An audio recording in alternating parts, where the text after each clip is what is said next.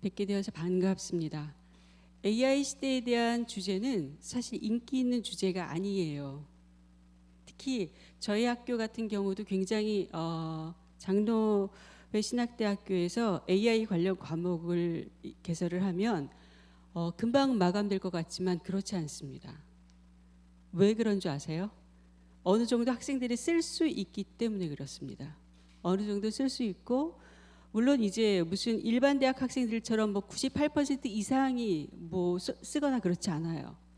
학생들 몇 년 전에 이제 조사를 했을 때 계정을 겨우 갖고 있었고, 지금은 계정은 대부분 갖고 있지만 쓰지 않은 학생들이 50% 이상 되는 그 정도 형태입니다. 그래서 왜 이렇게 AI와 안 친하지? 이렇게 질문을 하면 교회에서 별로 원하지 않는다라는 거예요. 교회 사역이 정말 써야 된다고 생각하면 훨씬 더 적극적으로 배울 텐데, 생성형 AI 시대를 살아간다고 온 인류가 이야기를 해도 별로 관심을 갖지 않습니다.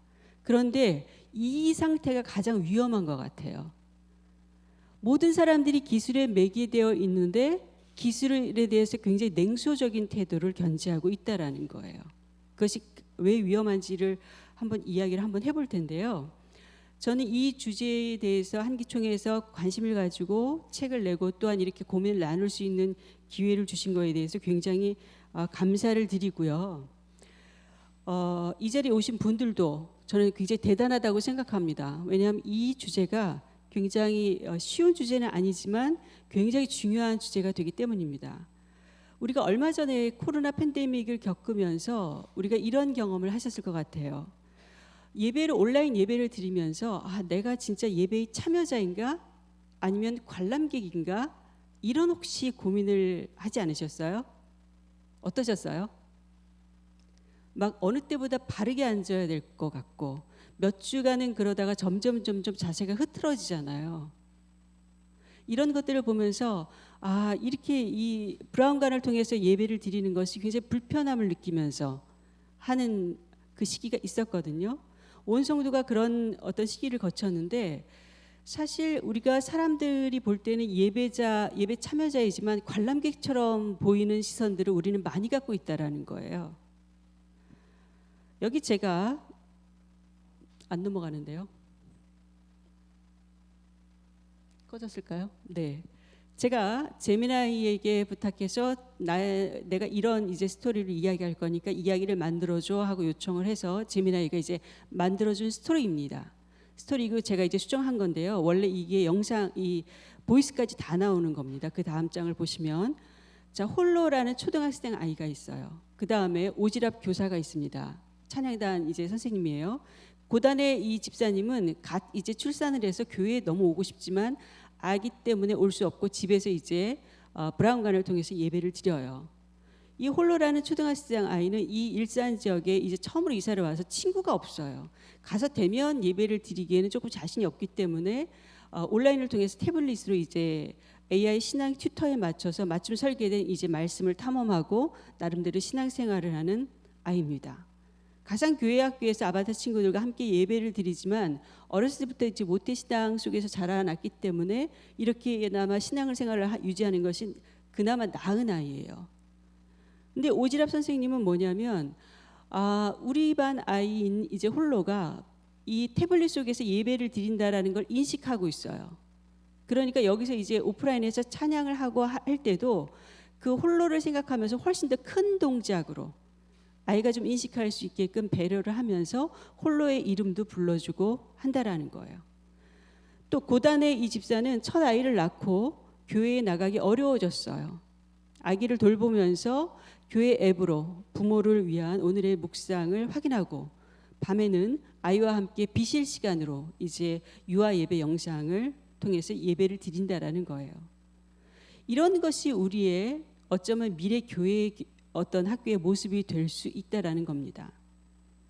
이들은 지금 각기 다른 공간에서 다른 시간 또 다른 방식으로 하나님을 예배하지만 모두 하나의 교회 공동체라는 거예요. 그런데 이런 어떤 이들의 외로움, 열정, 간절함이 어떻게 하나의 코이노니아를 이룰 수 있을까? 이루게 할까? 그것이 우리 목회자의 역할이라는 겁니다. 팬데믹 동안 우리에게 근본적으로 이 팬데믹이 우리에게 질문하는 게 있었어요.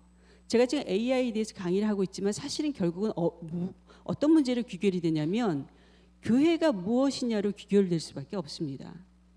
보면 모일 수 없다면 교회는 과연 무엇인가라는 질문을 그 기간 동안 우리에게 계속했다라는 거예요. 그럼 모여야지 교회인가? 같은 장소에 모여야지만 교회인가? 이런 질문을 계속 우리에게 했다라는 거예요. 많은 교회가 온라인 송출이라는 임시방편이지만 그래도 굉장히 빠르게 도입을 했고요. 얼마나 목사님들과 우리 교수님들도 그렇지만 빠르게 적응을 했는지 그 다음 주부터 바로 이제 온라인 송출을 했습니다. 저는 개인적으로 우리나라의 IT 강국인 우리나라의 어떤 그 모임 위주의 교회의 약한 점을 하나님께서 조금 더 강하게 하시려고 이런 팬데믹을 주지 않으셨나라는 생각을 혼자 했었어요. 왜냐하면 이걸 입 밖으로 냈다가는 굉장히 어른들한테 혼날 것 같아서 혼자 그렇게 생각을 했어요. 왜냐하면 모임 위주만 이것만 생각을 하지 사실은 교회 와서도 인사 안 하고 가시는 분들 굉장히 많잖아요. 그런 약한 부분을 하나님께서 다시 세우시겠구나 이런 기대를 가지고 저는 팬데믹 기간 동안 정말 하나님께서 어떻게 역사하실까 그런 기대가 굉장히 많았습니다. 그 정도로 그런 문제를 굉장히 날카롭게 이제 지적하고 연구한 사람들 학자군들이 있었어요. 그 사람들이 누구냐면 디지털 종교를 연구하는 학자들입니다. 이 사람들이 신학군에서 나온 사람들도 있고 커뮤니케이션 쪽에서 나온 일군을 이루는 학자들입니다. 이 사람들이 무슨 이야기를 하냐면 지금 단순한 이것이 기술의 문제가 아니라는 거예요. 사실은 공동체 교회 본질의 문제라는 건데 저는 여기에 굉장히 동일합니다. 무엇이냐면 교회를 이야기할 때 사실은 교회가 에클레시아라고 우리가 이해하는 그 교회의 용어만 있는 것이 아니라는 거예요. 우리가 이해하는 이 에클레시아는 모임, 집회, 제도 이쪽의 방점이 찍히는 교회의 은유라는 거예요. 그런데 교회의 또 다른 은유는 코이노니아라는 거예요. 교제의 공동체, 사도행전 2장에 나오는 교제의 공동체라는 거예요. 영적으로 연결되어 있고 관계인 네트워크를 형성하는 이런 교회의 의미가 굉장히 약화되어 있는 상태라는 거예요. 그래서 하이디 캠벨을 비롯한 이제 디지털 종교학자들이 무슨 이야기를 하냐면 디지털 종교 시대가 되었다. 그래서 디지털 시대에는 이런 에클레시아의 어떤 은유도 굉장히 중요하지만 그것이 사실은 있었기 때문에 다음 세대를 교회를 지금 이렇게 사실 한국 교회가 튼튼하게 이렇게 보존해 올 수 있었고 다음 세대 양육을 이렇게 할 수 있었던 것이 사실입니다. 그런데 이렇게 디지털 시대 어떤 이후에 AI 시대를 맞을 때에는 훨씬 더 코이노니아 쪽의 어떤 교회의 은유를 염두에 둘 필요가 있다라는 것입니다. 그러면서 또 한 가지 제가 이제 우리나라 이제 현실을 돌아볼 수 있는 장표 하나를 가지고 왔는데 우리 다음 세대가 그럼 AI와 얼마나 정말 친밀한가? AI가 없었던 때를 본 적이 없는 세대잖아요. 태어날 때부터 AI가 있었어요. 우리가 이 양육하는 다음 세대들은. 그런데 이 아이들이 실제적으로 AI 서비스 경험하는 그 비율이 엄청 빠르게 이제 증가하고 있다라는 거예요. 2021년 대비 지금은 이제 30.8%나 굉장히 큰 폭으로 증가하고 있다라는 겁니다. 사실은 다음 세대는 부모님들이 다 제어를 해주잖아요. 어느 정도 통제의 범위 내에 있음에도 불구하고 굉장히 빠르게 AI와 친밀한 관계를 형성하면서 이 문화 속에서 자라간다라는 거예요. 이것에 대해서 어떤 다른 입장의 두 세계적인 어떤 그 학자들이 있습니다. 한 사람은 교육혁신 전문가인 마크 프렌스키예요. 디지털 네이티브라는 용어를 처음 쓴 사람인데요. 이 사람이 최근에 나온 책들이 이 책입니다. 한글로 번역된 책이 어떤 인간이 우리 시대에 살아가고 있다라고 이야기를 하냐면 하이브리드형 인간이 디지털 세대라고 이야기를 한다는 거예요. 그런데 이런 마크 프렌스키는 그래서 이런 하이브리드형 인간의 어떤 잠재력을 최대한 끌어줘야 된다라는 입장이고 사회심리학자예요. 조나단 하이트는 배경이 사회심리학자라는 것이 굉장히 중요해요. 그 사람이 어떤 배경을 갖고 있는지가 사회심리학을 연구하다 보니까 조나단 하이트가 이 디지털 세대를 연구하다 보니까 불안 세대라는 거예요. 무엇에도 다 불안해한다라는 거예요. 우리 부모님들이 이 책을 보면 굉장히 고개를 굉장히 끄떡끄떡 거리시잖아요. 그런데 조나단 하이트가 이야기할 때 이 불안이라고 하는 요소가 어디서 왔는지를 균형 있게 살펴볼 필요가 있는데요. 놀이가 소멸되고 스마트폰을 사용했기 때문에 불안 세대가 되었다라는 거예요. 그런데 이제 우리 부모님들은 뭐만 읽으시냐면 스마트폰을 많이 써서 불안 세대가 되었다 이렇게만 읽으세요. 중요한 게 뭐냐면 놀이를 오프라인에서 놀이를 생략한 채 스마트폰만 이제 스마트폰을 그냥 내어줬다라는 것만 주목한다라는 거예요. 우리 부모님들이 이 아이들에게 허락하지 않은 게 놀이예요. 놀이를 통해서 얻을 수 있는 해소될 수 있는 모든 것들을 생략했기 때문에 이 불안이 급증했다라는 생각은 별로 중요하게 생각하지 않는다라는 거예요. 이것들이 다 균형 있게 아이들에게 자양분이 될 텐데 그래서 불안 세대가 되었다라는 이야기를 하는데 이 두 학자가 전혀 다른 이야기를 하는 것 같지만 사실은 이 디지털 세계가 다음 세대의 성장과 발달에 결정적인 영향을 미친다라는 점에서는 똑같다라는 겁니다. 자, 그러면 디지털 종교 연구자들이 어떤 이제 디지털 세대에 대해서 디지털 시대에 어떤 신앙적인 특징을 갖고 있는지를 말하냐면 쉽게 이야기하면 6가지 특징이 일어날 수 있다고 이야기합니다. 첫 번째는 모든 이 신앙 공동체가 이렇게 오프라인에서 만나는 교회에서 만나는 신앙 공동체도 있지만 아주 느슨하지만 온라인에서 만나는 여러 사람들을 통해서도 신앙 공동체를 형성할 수 있다는 걸 우리가 인정하는 것이 매우 중요하다고 이야기합니다. 또 한 가지 그게 이제 네트워크화된 공동체고요. 또 한 가지가 온라인, 오프라인 이런 것들이 어떤 그 분절된 것이 아니라 하나의 신앙으로 연결될 수 있도록 연결의 끈을 만들어주는 것이 매우 중요하다라는 거예요. 그래서 제가 결론적으로 이야기하겠지만 온라인과 오프라인은 분절된 세상이 되면 안 된다라는 거예요. 다음 세대를 정말 교회 안에서 어떤 교회 안의 신앙 공동체의 일원으로 키워내기 위해서는 온오프라인의 이분법적인 접근으로는 불가능하다라는 거죠. 그래서 예배, 교육, 돌봄이 온라인과 오프라인에서 하나의 연속적인 경로로 이어질 수 있도록 계속해서 설계해 주는 것이 매우 중요하고요. 그 다음에 이 다음 세대들은 여기 있으면서 오프라인에 있으면서도 온라인에 접속하는 다중 사이트 실제라는 거예요.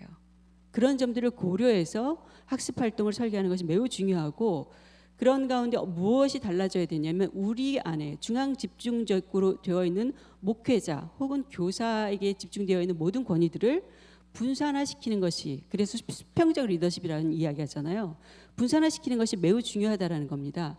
학생들에게 참여를 좋아해요. 학생들은 권한을 위임해 주는 걸 좋아해요. 이렇게 이야기를 해도 실제로 기회를 잘 안 주시잖아요. 한번 줘보세요.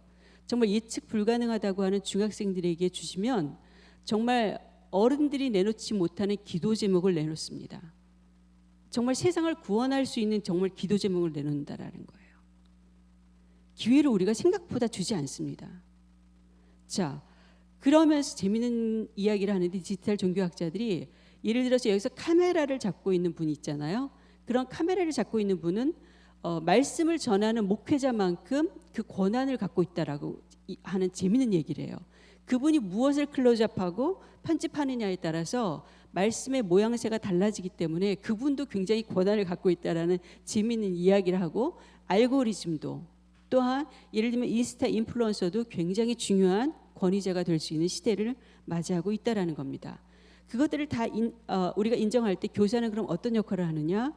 어떤 신앙적인 내용을 성경 말씀을 전하는 사람에서 어떤 아이들이 말씀, 복음을 발견해 나가는 여정에서 안내자가 되고 어떤 역할의 조정자가 되고 또한 사실과 가짜 사이에서 검증해 주는 역할로 바뀐다라는 거예요.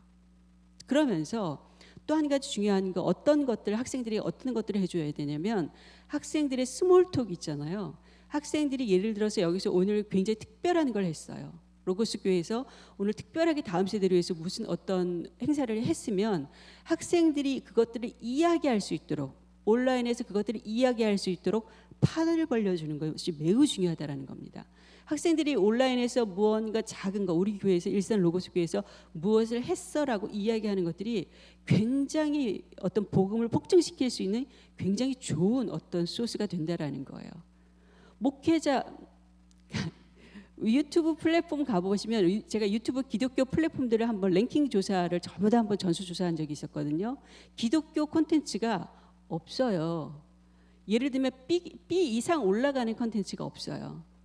그것은 굉장히 콘텐츠가 사람들에게 매력적이고 사람들의 요즘 선동적인 것도 많아서 좀 그렇긴 하지만 굉장히 좋은 콘텐츠를 사람들이 다수 클릭하고 굉장히 콘텐츠가 계속해서 다채널로 나가는 콘텐츠를 이제 랭킹을 매기는 사이트들이 있거든요. 세계적인 이제 랭킹 플랫폼들이 있는데 거기에 제가 2017년인가 전체적으로 이제 기독교 콘텐츠 플랫폼을 한번 랭킹 사이트를 조사한 적이 있는데 기독교 콘텐츠 사이트를 찾을 수가 없었어요.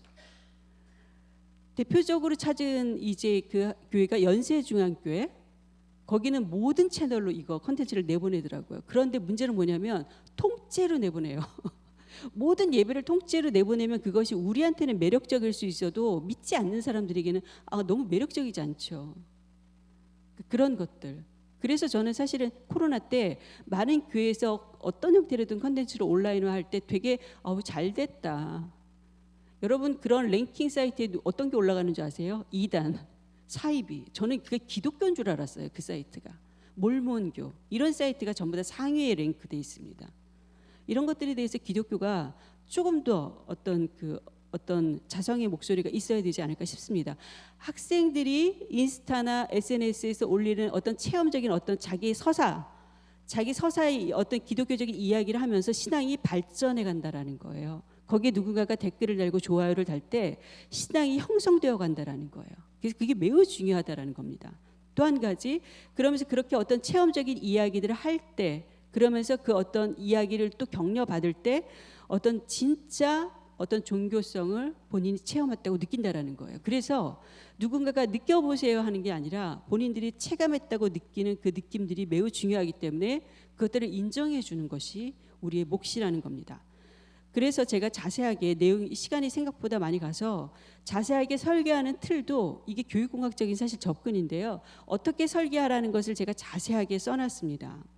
그래서 어떻게 이렇게 온오프라인을 엮어서 설계할까를 자세하게 써놨고, 내러티브 설계 원리, 그다음에 관계의 원리, 서사 차원, 권위 차원, 실제 차원으로 어떻게 설계할지를 자세하게 써놨습니다. 청소년부를 대상으로 한. 그리고 나서 청소년들과 대화를 하는 거예요. 너희가 이렇게 하이브리드 교회 교육을 했을 때 어땠니? 라고 이제 학생들과 대화를 하면서 학생들의 신앙을 돌아보게 하면서 점진적으로 학생들이 정말 깊은 신앙에 이르렀는지를, 이게 사실은 평가인데 평가라는 단어가 우리에게 너무나 낯설기 때문에 성찰해 보게 하는 거죠. 그러면서 교회 교육을 계속해서 그야말로 어떤 발전시켜가는 방향들이 굉장히 필요하다라는 거예요. 자, 말을 맺으려고 합니다. AI 시대가 교회에 던지는 질문은 기술의 채택 여부가 아니에요. 사실은 교회가 어떤 곳인가를 계속해서 묻고 있어요. 묻고 있고, 이 하이브리드 교회 교육이라는 것은, 제가 제안한 이 교육이라는 것은 온오프라인의 어떤 이원론을 넘어서 교회의 본질을 더 강화하기 위한 하나의 구체적인 접근입니다. 보네포가 이야기했듯이 그리스도인의 어떤 공동체는 이미 우리 안에 주어진 어떤 구체적인 어떤 거룩한 현실이라는 거예요. 그것을 어떻게 하면 더 아이들이 만져질 수 있는 현실이 되게 할까 하는 것이 이제 하이브리드 교회 교육이고요. 그런 점에서 모든 교회에서 조금 더 사랑의 어떤 네트워크로 연결된 새로운 교회 공동체를 한번 상상해 보시기를 바랍니다. 제가 여기까지 말씀드리겠습니다.